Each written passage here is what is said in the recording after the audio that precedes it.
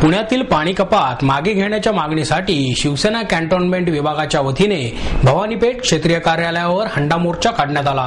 मात्र अधिकाऱ्यांनी दरवाजा बंद केल्यामुळे संतप्त महिलांनी क्षेत्रीय कार्यालयात हंडे फोडून निषेध नोंदवला। पाणी पुरवठा सुरळीत न झाल्यास तीव्र आंदोलन करण्याचा इशारा यावेळी देण्यात आला। कॅन्टोन्मेंट विभाग प्रमुख संजय मोरे, महिला आघाडीच्या शहर संघटिका राधिका हरिश्चंद्रे, विभाग संघटिका सुदर्शना त्रिगुणाईत यांच्या नेतृत्वाखाली कासेवाडी येथून हा मोर्चा काढण्यात आला। नगरसेविका सोनम झेंडे, माजी नगरसेवक महेश जगताप, विभाग संघटिका रोहिणी कोल्हाळ, विभाग उपप्रमुख एकनाथ ढोले, वीरेंद्र गायकवाड, उत्तम भुजबळ, रेणुका फडेलवार, नरसय्या अचपेटी यांच्यासह अनेक कार्यकर्ते मोर्चात सहभागी झाले होते। हंडा मोर्चा क्षेत्रीय कार्यालयाजवळ येताच सुरक्षा रक्षकांनी गेट बंद केले। त्यामुळे शिवसैनिक आणि महिला संतप्त झाल्या आणि त्यांनी कार्यालयाच्या आवारात हंडे फेकून निषेध नोंदवला। पोलिसांनी हस्तक्षेप केल्याने त्यांची शिवसैनिकांशी बाचाबाची झाली। यामुळे तणाव निर्माण झाला।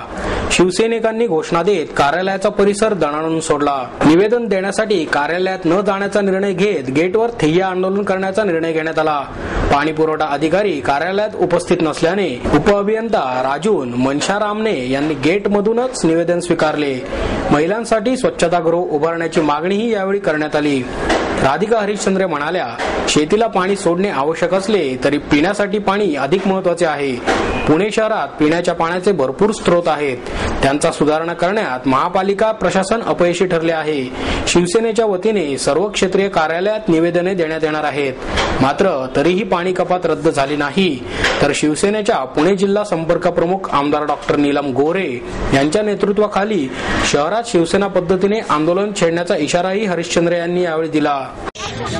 मी शहर संघटिका म्हणून महिलांच्या वतीनं या ठिकाणी एक मागणी महत्त्वाची करत आहे की धरणं भरलेली होती, नद्यांमध्ये देखील पाणी दिसतं आहे, तरी या ठिकाणी पाणी कपात केली गेलेली आहे। पुणे शहरामध्ये पाणी कपात व्हायला काहीच हरकत नाहीये, परंतु हे धरणाचं पाणी गेलं कुठे हा एक मोठा प्रश्न नागरिकांच्या समोर आहे।